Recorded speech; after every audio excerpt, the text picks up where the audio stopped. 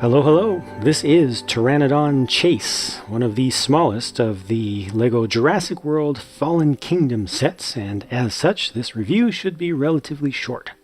This is a brand new color scheme and head print for the existing Pteranodon mold that they've had for a while, or mold set. They've done one in olive green before, but it had, I believe, dark green as its alternate color. They've done one with dark red as the alternate color before, but it had the dark gray color as the primary, base color for it. So this is just something different, and that's good, and it's cool. This still has the same articulation as before, so the head moves up and down, and the wings come up and down, and you are not able to put it into quite a standing pose that's appropriate, but it's closest. I wish you could bend this down a bit, just bend the head down a bit, but I guess it's not too far off.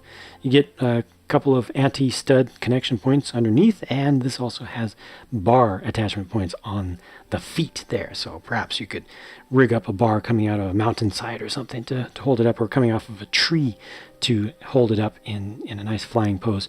Nice design for these wings, still existing one, but dual molded with two different colors of plastic there, nice and flexible out towards the ends, so it's not going to break easily, and I think this is pretty much the highlight of the set here.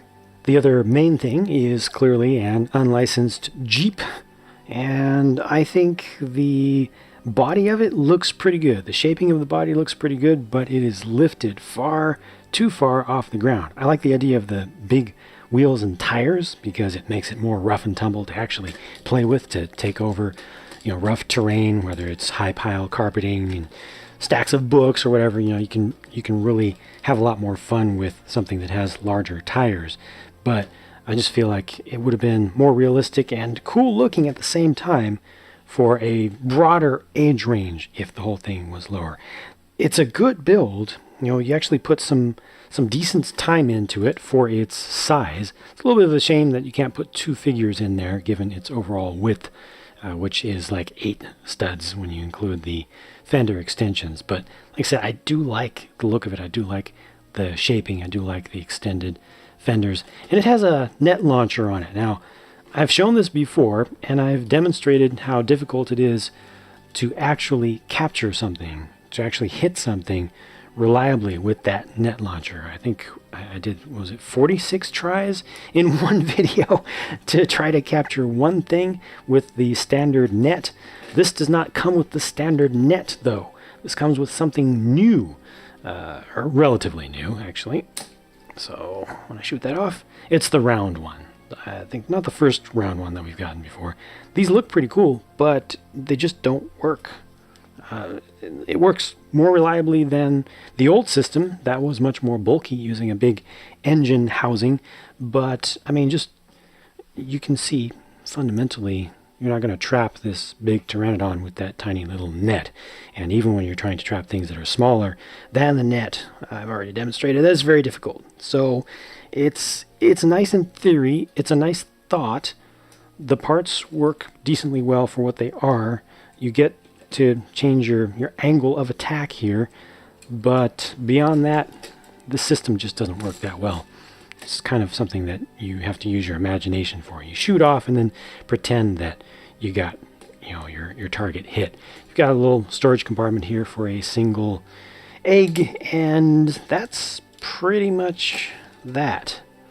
Just look at how far up that is. It reminds me of some of the late 90s, early 2000s, simpler builds that had just the one-piece chassis. Now this definitely is not a one-piece chassis. Like I said, decent build to actually put together, but it's just up too high, way too high.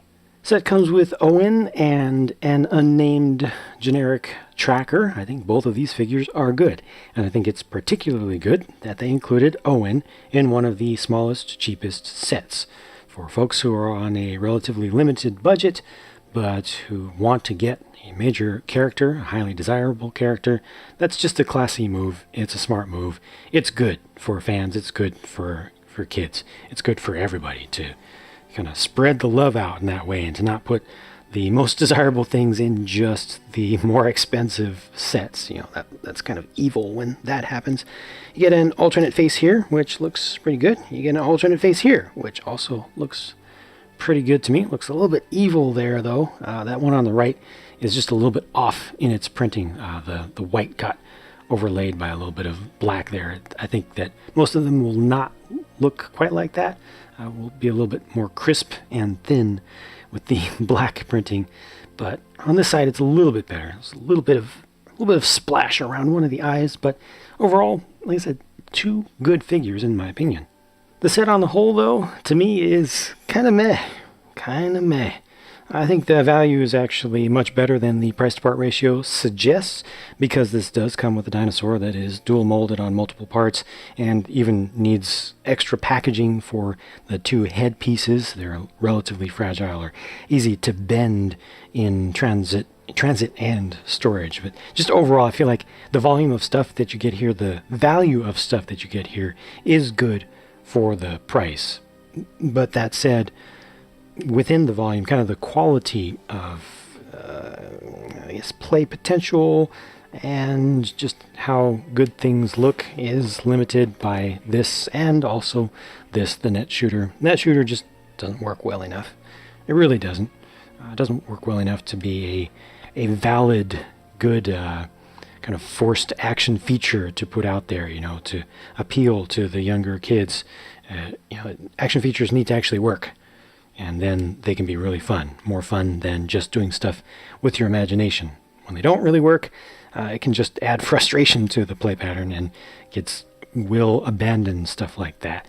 So overall, yeah, it's still not a great set. This is kind of a pass unless you really want a Pteranodon and you want an Owen and you want to pay the least possible price to get decent versions of each.